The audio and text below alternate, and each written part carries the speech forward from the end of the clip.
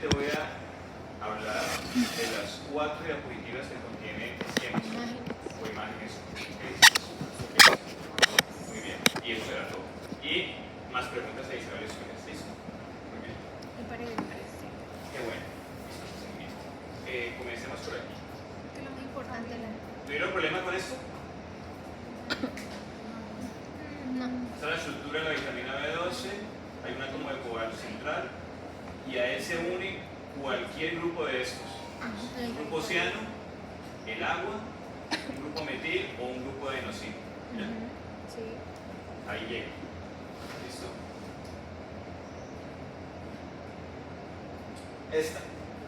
Digestión y absorción de la vitamina B12. La vitamina B12 viene en los alimentos, viene acompañada ¿con qué? ¿O dónde está presente ella? Con las proteínas. En las proteínas, viene unida a proteínas. Listo, muy bien. Cuando usted ingiere las fuentes proteicas que contienen vitamina B12 dentro de su estructura de proteína, todo comienza en la saliva, todo comienza en la boca y comienza usted a triturar esos alimentos. Y después lo que ocurre es que las glándulas salivales secretan una glucoproteína que se llama y que está ahí. Glucoproteína.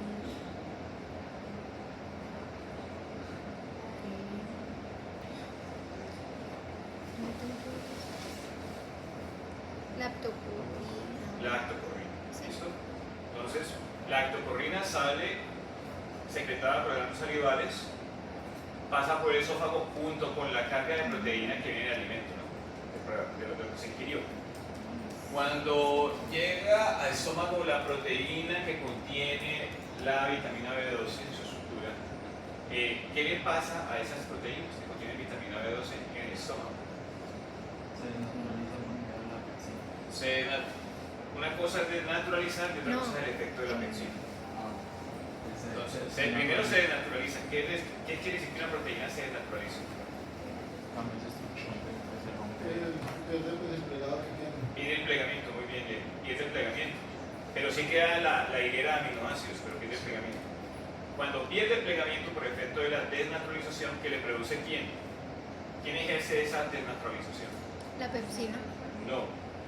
El El ácido ácido clorhídrico. clorhídrico, los hidrogeniones, ayudan a la desnaturalización. Pues se despliega. En ese momento se rompen las interacciones con la vitamina B12 y la vitamina B12 se va desligando. ¿Ya? Igualmente se secreta pexina y otras proteasas que ayudan a romper, ahora, esas sí rompen los peptídicos, ¿no? Y la proteína se va rompiendo más y se va volviendo péptidos. Eso también ayuda a liberar más vitamina B12 que de pronto esté unido a un péptido, tal vez. ¿Listo? Pero sobre todo la desnaturalización es lo que más va a ayudar a liberar vitamina B12. La vitamina B12 es una molécula que no es proteica, no es un aminoácido, pero está insertada en muchas proteínas. ¿Listo? Bueno, entonces, si ustedes ven acá, la vitamina B12 se separa ¿de quién? De la proteína. De la proteína. Y forma complejo con lactocorrina. La vitamina B12 se separa. Aquí está. Se liberó de la proteína. Muy bien. Y luego ella su tránsito por aquí. No, perdón, esa es la proteína, me equivoqué. Se me puso amarillo la proteína. Otra vez. Toma 2. ¿Listo? Esta es la vitamina B12. Se separó de la proteína. ¿Listo? Ustedes ven aquí luego la vitamina B12 con quién se encontró. Con lactocorrina. Y formó un complejo. ¿Para qué rayos es la lactocorrina? Para que no se degrade. Para que no se degrade, por efecto de tanta acidez, el exceso de hidrogeniones, tanta acidez puede hacer que se pierda la originalidad de la estructura de la vitamina B12 y pierda su función, tal vez después. Entonces, la lactocorrina ayuda, es como un capuchón que la protege del medio ambiente tan agresivo. ¿Listo? Es un manejo complejo, pasan por el píloro, llegan al intestino, pero también en la mucosa estomacal que se está produciendo. El factor intrínseco. Factor intrínseco. ¿El factor intrínseco qué es? Un carbohidrato, un lípido, una proteína. Una glucoproteína también. Listo. Acaba el factor intrínseco. y él todavía no se ha encontrado con la vitamina B12, pero ¿qué ocurre en el intestino? Cuando hay cambio de pH, se libera la interacción entre la altocorrina y la vitamina B12, se libera vitamina B12, y luego la vitamina B12 ¿con quién se encuentra? Con factor intrínseco. Con el factor intrínseco, y forman otro complejo, Ajá. forman este de aquí. Y ese complejo es el que va a ser reconocido ¿por quién? Por los enterocitos. ¿Ya? Los enterocitos tienen un receptor que se llama el Q1 receptor, y ellos reconocen el complejo vitamina B12 Y factor intrínseco. intrínseco. ¿Ese receptor va a reconocer a la vitamina B12 solita? No. No. Entonces, en el caso de la vitamina B12, es ese tipo de micronutrientes que para que no haya deficiencia se necesita algo más que ingerir las fuentes de micronutrientes.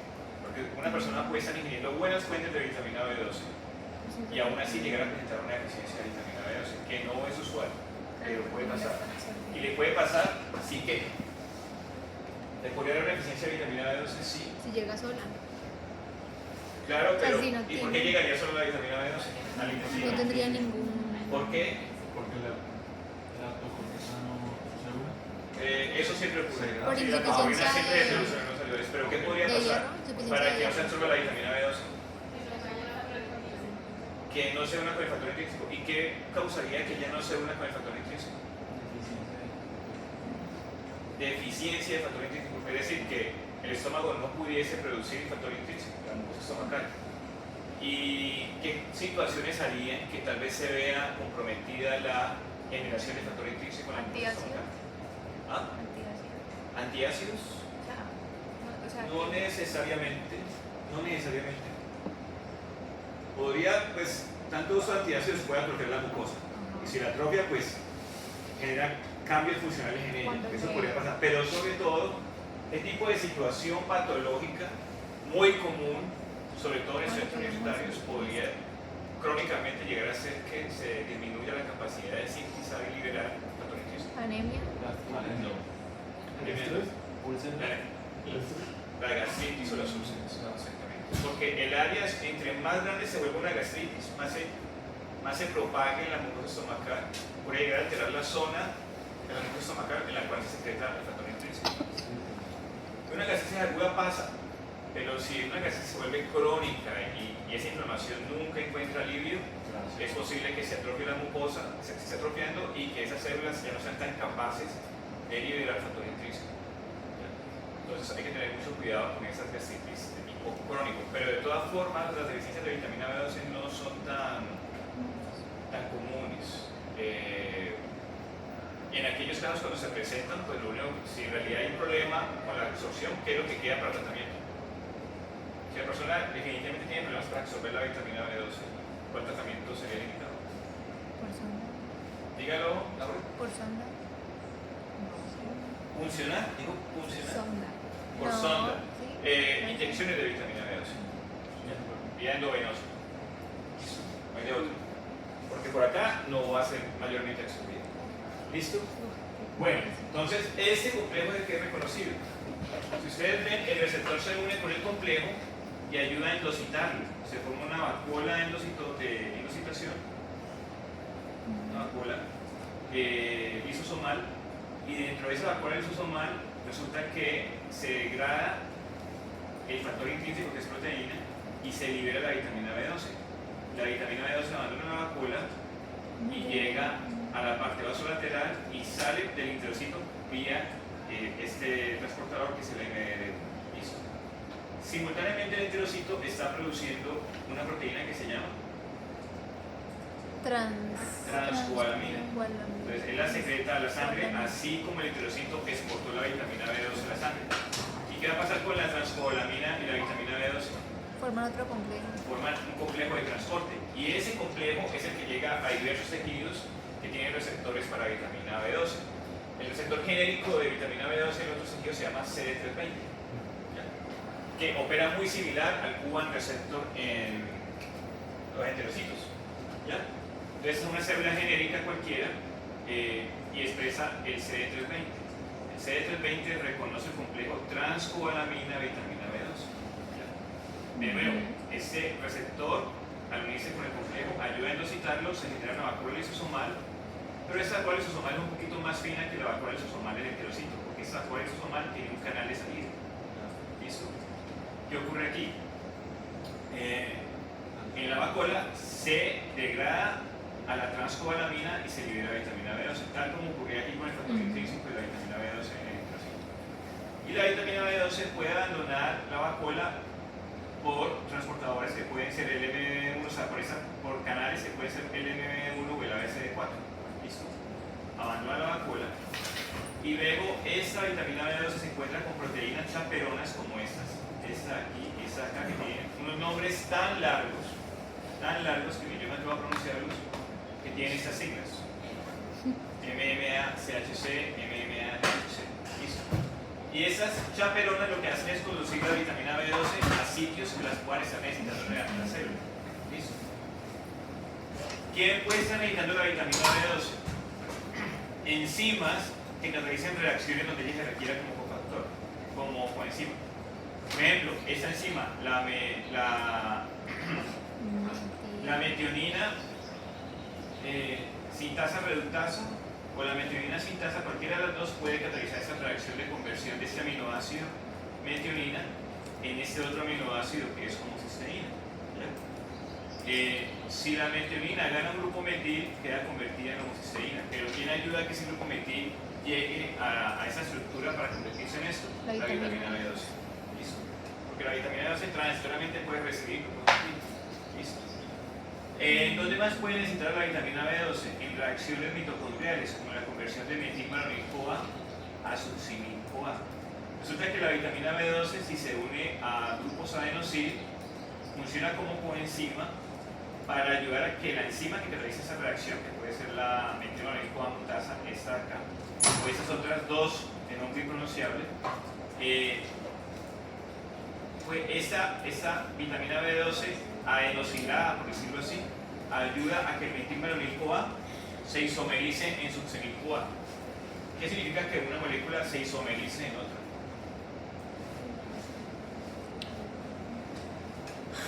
Isomerización. Le agrega un poco. ¿Cómo? Le agrega un poco. ¿Qué significa que dos moléculas sean isómeros? Metilmalonyl-CoA es isómero de succinil-CoA. Que tienen la misma estructura pero en diferentes espacios. Tienen misma fórmula química, mismo número de oxígenos, carbonos, nitrógenos, es el caso, hidrógenos, pero distinta disposición espacial. Pero la vitamina B12 ayuda a que esa reconfiguración ocurra. Ayuda si está un grupo de adenosil. Listo, la vitamina B12.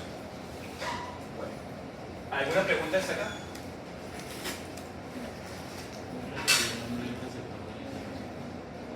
Cuban, ¿qué está en Cuban receptor. arriba está toda la subir la clase? Cuban receptor. Eso. Muy bien. Lo que están los cortes son- ¿Alguna pregunta hasta acá? ¿Ninguna? Sobre los folatos. Problemas diferenciando la estructura de los folatos del ácido fólico con los heterofolatos.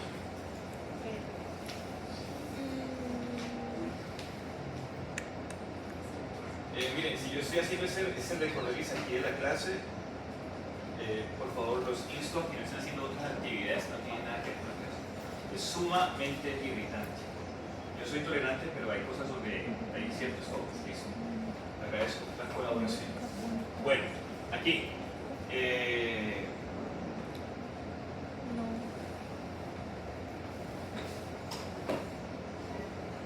¿Cuáles son las dos formas de la vitamina B9 que son los folatos?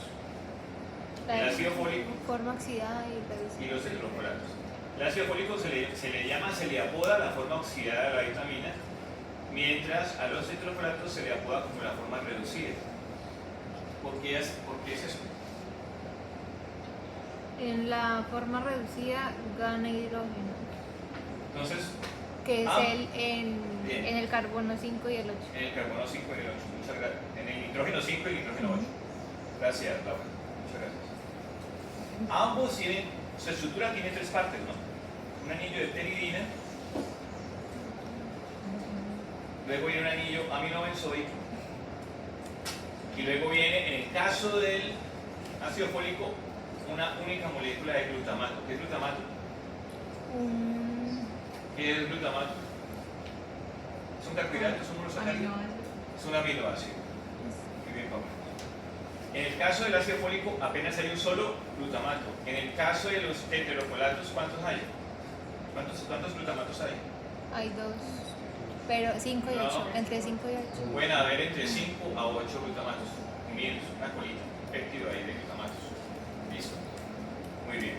Y por eso el ácido fólico también se le apoda forma monoglutamato, porque apenas tiene un único glutamato. Y a los heterofolatos se les apoda forma poliglutamato, porque tienen varios folatos.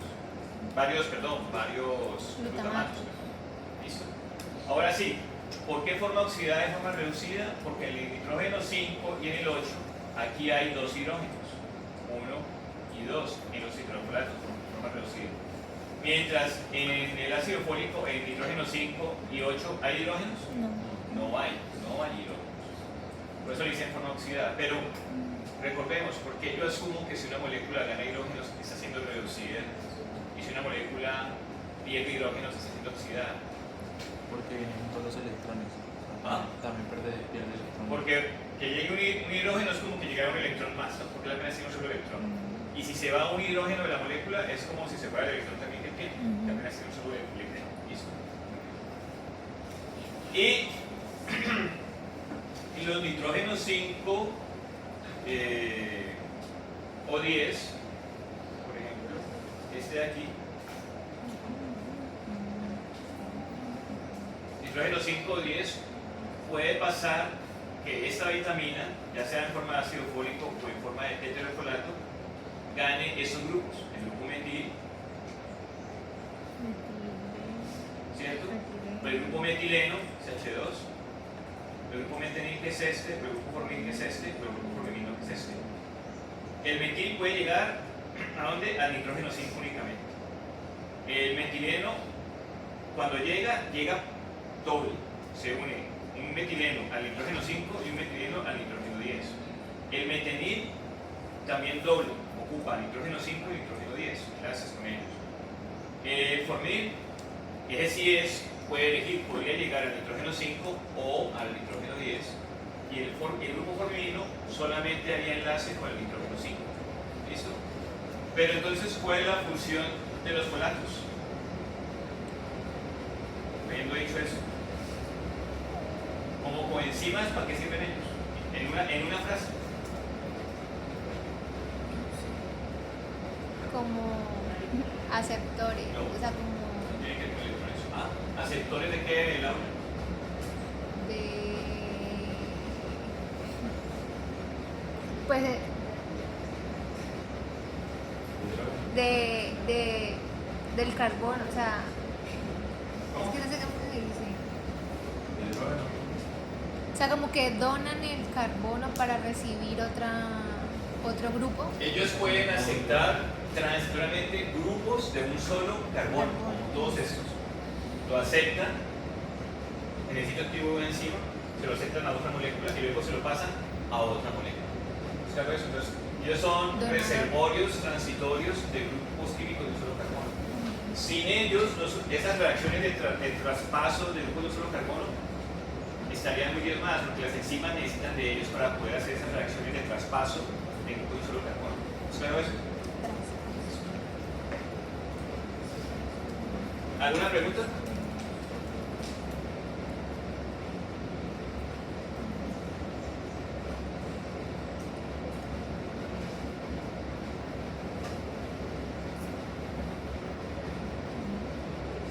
¿Ninguna? Bueno. Esta es crítica, entonces puedes poner esta y esta.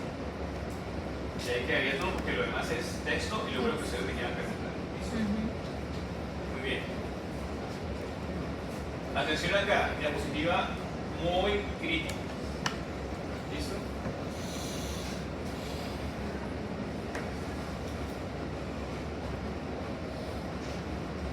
voy a reexplicar esa diapositiva comenzando por el centro, por acá. ¿Listo? Y yendo hacia arriba. Entonces comencemos. ¿Aquí qué tenemos? ¿Quién me dice que tenemos acá? Metil. TH. ¿Y qué es TH? No.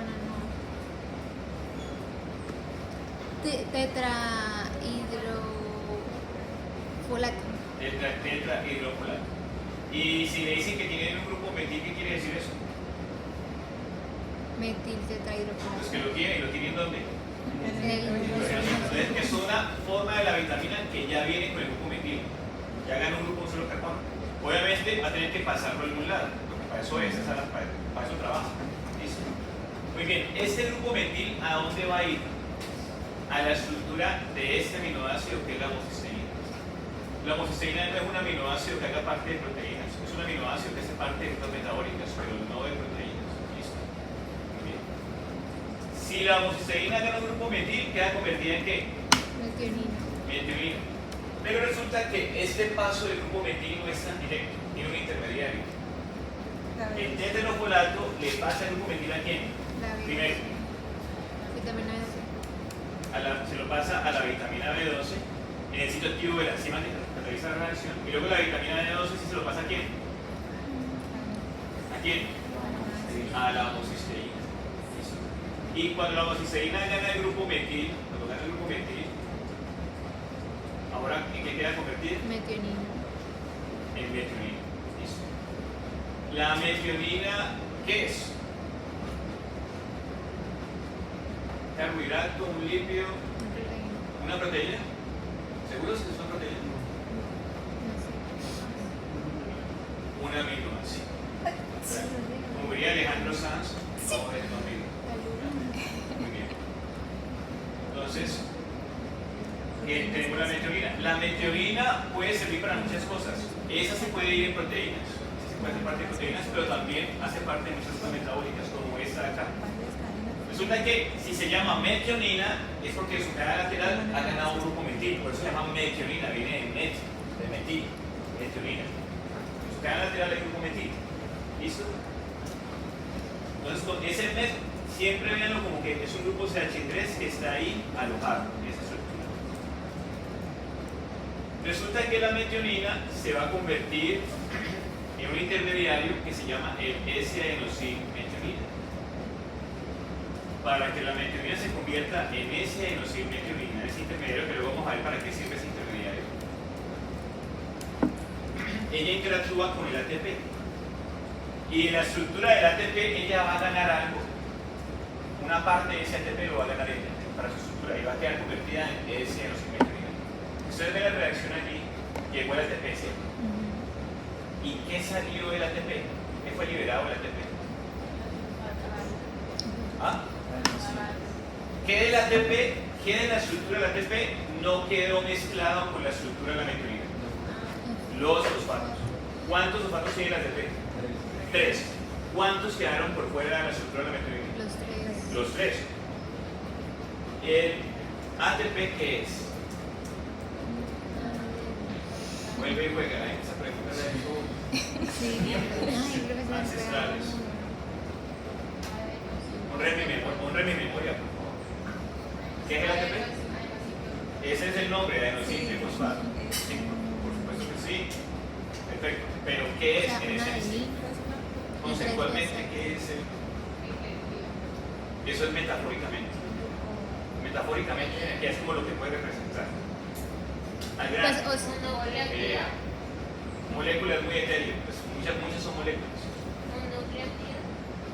Muy bien. Muy bien, Isabela. Un nucleótido. Ahora sí, un nucleótido, ¿de qué se compone? de Un adenina. nucleótido se compone de 3 moléculas De básicas. un azúcar. Muy bien, Laura, un azúcar, una base nitrogenada y Fosfato. Y fosfatos. No siempre 3 fosfatos. En el caso del Del ATP son 3, pero los nucleótidos que hacen parte del ADN o el ARN llevan un fosfato. Pero bien, fosfato. Entonces, de la estructura del ATP, ¿qué se mezcló con la metionina para quedar convertida en ese adenosina-metionina? El azúcar y El la base azúcar nitrogenada. y la base nitrogenada, ¿cierto? Que viene siendo, la base nitrogenada es, en el ATP, ¿cuál es la base nitrogenada?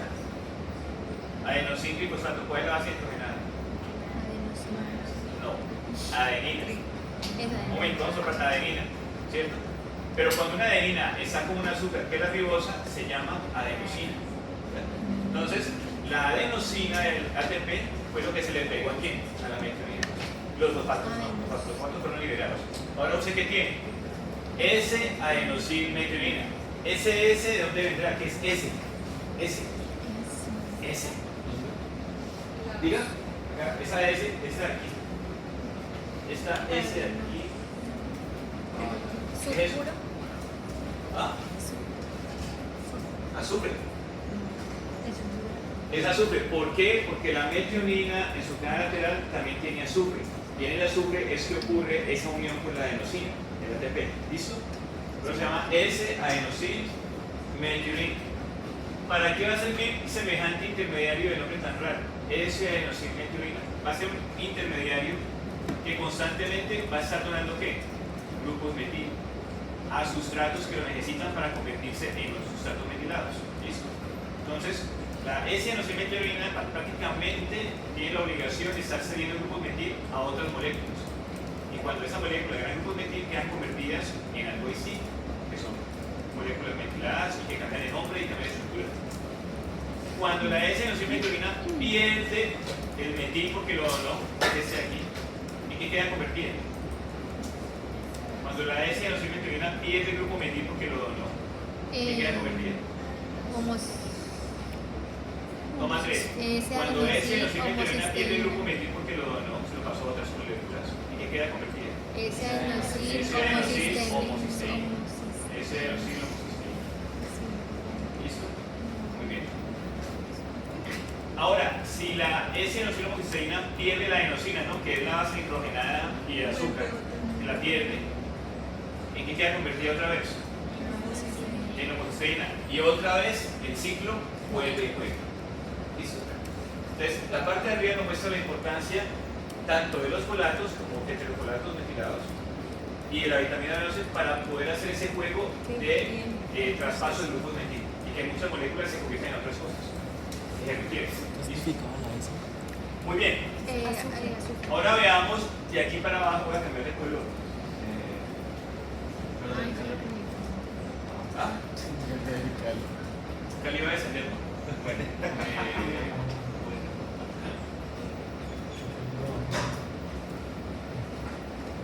Muy bien. Retomemos al heterofolato metilado, CHF metilado. Cuando él donó el grupo metil que ganó la homocisteína, ¿en qué quedó convertido? Tetrahidrofolato solito, sin estar metilado, sin grupo de un solo carbono. Listo, muy bien. Resulta que ese tetrahidrofolato le puede recibir unos grupos químicos a la serina. La serina es un aminoácido que en su cadena lateral tiene dos grupos CH2. CH2 y CH2.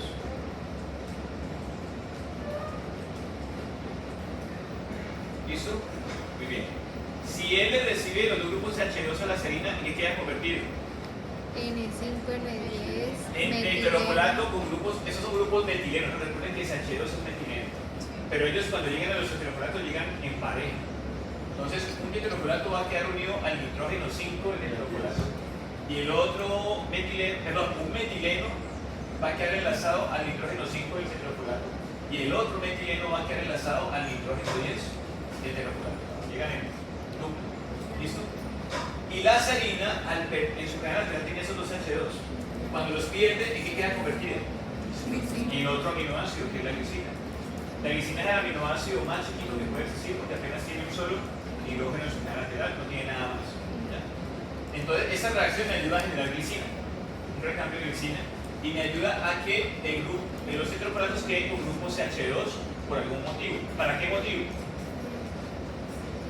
Estos grupos metilenos, grupos H2, van a participar en reacciones que ayudan a que este nucleótido que se llama desoxiuridin monofosfato termine siendo convertido en ¿qué? En en otro nucleótido que se llama desoxidimidinmonofosfato. ¿Listo? Pero resulta, ¿qué pasó acá? Los tetrofolatos perdieron los dos grupos H2 en esa reacción y los dos se fueron. Porque los dos grupos H2 ayudaron a esta conversión de ese nucleótido en ese nucleótido. Y no parece ser que las reacciones son más que la combustión, es más complejo que eso.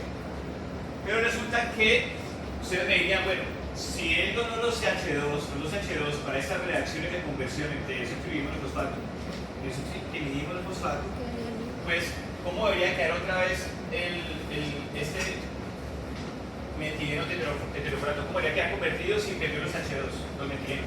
¿Cómo debería quedar convertido? Libre. Debería quedar convertido otra vez como qué? Como Como THF, ¿cierto? Sería lo más lógico. Pero ¿qué ocurrió? Resulta que no quedó convertido en THF, quedó convertido en dihidrofolato, que las siglas son THF. Entonces, el tetrafolato, fuera de donar los grupos metilenos, los H2, para esas reacciones, él también perdió ¿a quién? Perdió o donó un momentito. Donó un hidrógeno. ¿Listo? Hubo H2 y también se fue un hidrógeno. ¿Por qué? Yo le digo tetrafolato si tiene los dos hidrógenos presentes. Pero si apenas hay un solo hidrógeno, ¿cómo le llamo yo?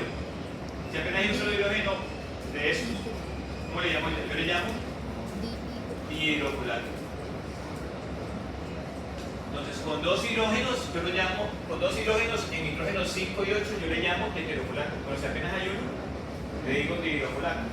Entonces, aquí lo que pasó es que el tetrafolato no solamente perdió el grupo metileno, sino que perdió un hidrógeno y quedó convertido en DHF, dihidrofolato.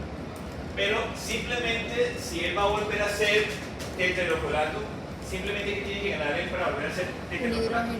¿Qué tiene que ganar? Un hidrógeno. ¿Quién se lo dona? Es equivalente NADPH, C el hidrógeno, queda oxidado como NADP+, y el hidrógeno viene a dar a quién? A este para quedar convertido otra vez en qué? THF, y otra vez queda con sus dos hidrógenos, el hidrógeno 5 y 8, y vuelve y arranca todo el ciclo. Pero bueno, todo lo que estaría diciendo aquí sería mucha carreta si no le damos relevancia a esta parte de acá. ¿Es importante o no que este nucleótido se transforme en ese? Ese nucleótido no diría.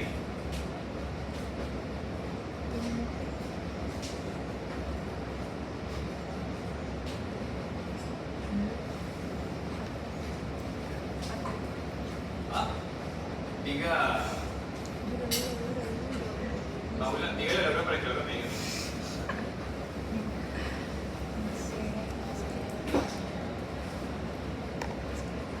Ese desoxidimidinmonofosfato, ¿en dónde irá? ¿En qué macromolécula?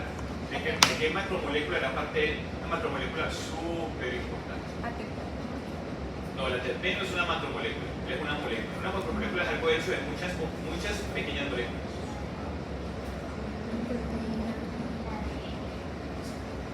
Echemos a mesolina. ADN, porque es desoxidimidinmonofosfato. El ADN no contiene desoxidimidinmonofosfato, sino que contiene desoxidimidinmonofosfato. Entonces, si yo no logro obtener fácilmente desoxidimidinmonofosfato, mi ADN va a ser defectuoso. ¿Y un ADN defectuoso en qué puede terminar? Problemas genéticos. Si hablamos de un ser en gestación, ¿no? Si hablamos de un adulto,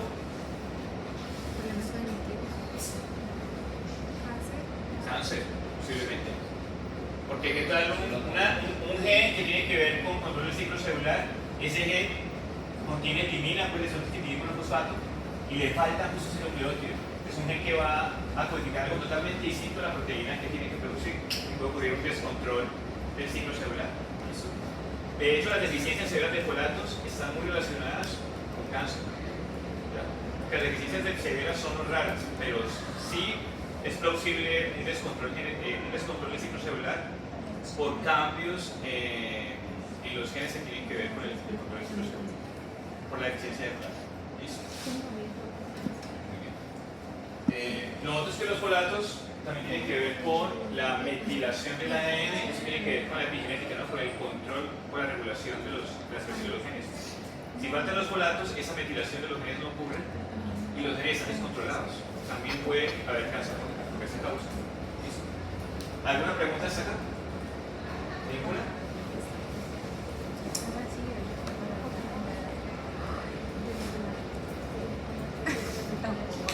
Listo. Última diapositiva. La de la absorción intestinal. ¿Cuál es el transportador? El PSFT. El PSFT estaría aquí, ¿cierto? Y estaría aquí. O estaría aquí. PSFT. El PSFT es un cotransportador. Transporta ácido fólico o folatos. Y al mismo tiempo que transporta. Vitamina Al mismo tiempo que transporta el PSFT. ¿Cuál es el nombre del transportador en extenso? protón,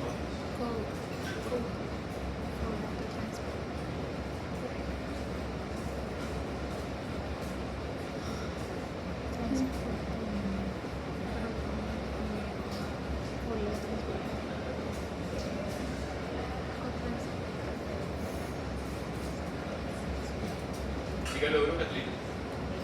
Protones. Entonces, transporta hidrogeniones protones y al mismo tiempo transporta ácido fólico. ácido fólico folato. Listo. Si ustedes ven aquí, de las tres formas, ácido fólico, ese que dice aquí folatos con múltiples glutamatos, o 5-metilfolatos, que ya es la forma metilada, ya en la comida, en los alimentos puede venir así, puede venir así, y puede venir así, por supuesto que sí. Si ustedes observan, ¿cuál de esas formas necesita un proceso previo para poder ser absorbido? ¿El ácido fólico necesita un proceso previo? No. ¿La forma metilada de los hidrofolatos requiere un proceso previo? No. Pero la forma que contiene múltiples glutamatos en los hidrofolatos sí. Si hay múltiples glutamatos, ¿qué tiene que hacer? ¿Qué tiene que hacer el heterocito? En la parte apical. Tiene que dejar un solo glutamato. O sea, si hay muchos, si vienen varios pegados,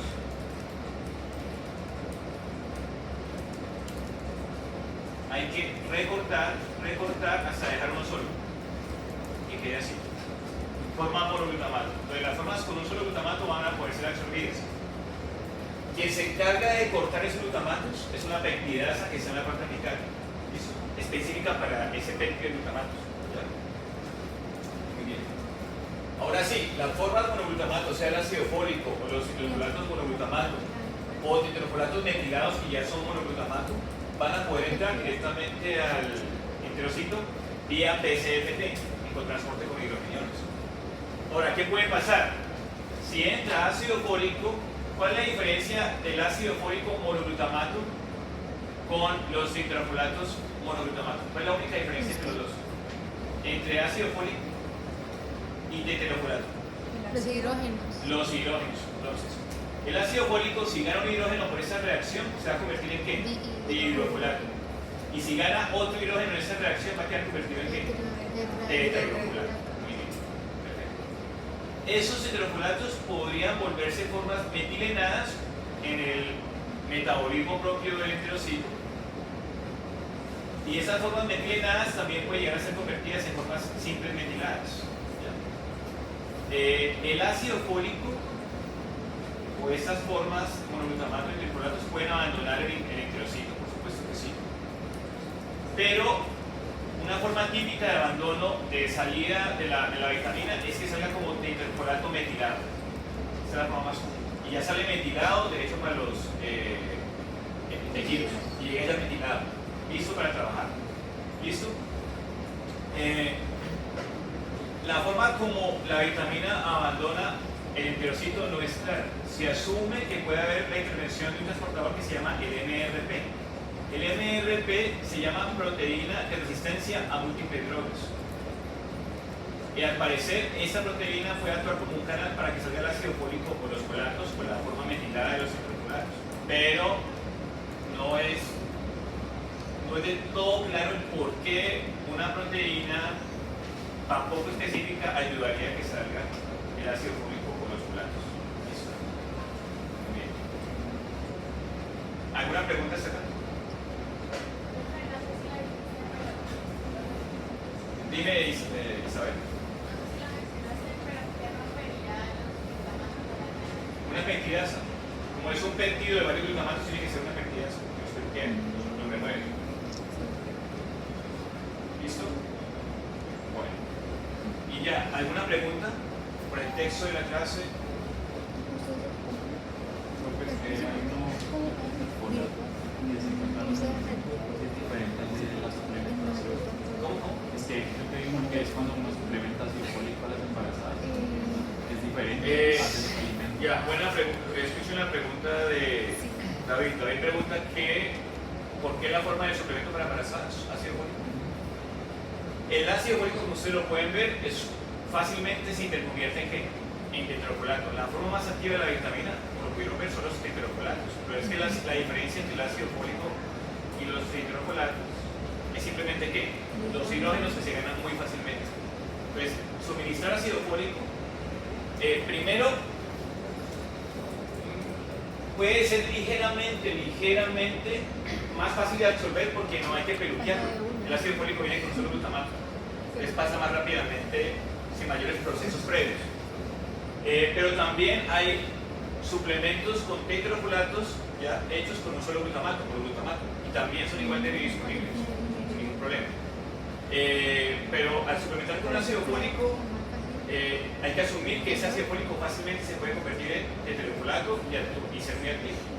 Básicamente eso. Es que en biología de Petro con la Okay. B9 porque yo me metí en la clase de Freddy y él explicaba algo de que ponía como un caso clínico, de que la mujer embarazada, no sé si le fallaba como ese transportador de PC, él decía que no podía absorber ácido fólico, entonces que cómo se la íbamos a suplementar nosotros como nutricionistas si no podía absorber ácido fólico. Pero pues como yo no vi clases con él, nunca supe como la respuesta. Pero lo que Pues si llegara a haber un problema genético de alteración del transportador, la única forma de mitigar la deficiencia del ácido fólico es con inyecciones. No hay de otra. Ya tocaría de forma endovenosa, suministrar de forma endovenosa la vitamina. el ácido fólico o cualquiera de esas. El ácido fólico o el tetrofolato. Cualquiera de los dos es equivalente. Es equivalente.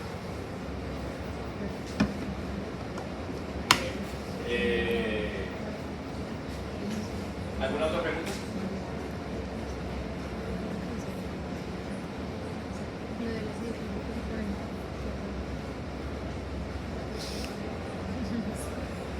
¿Ninguna? Aquí ya me puedo contentar la ¿Ninguna otra pregunta?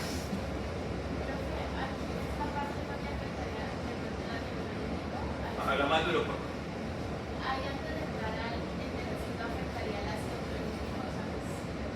Pues aquí no hay ácido clorhídrico, ¿no? O sea, no como en el estómago.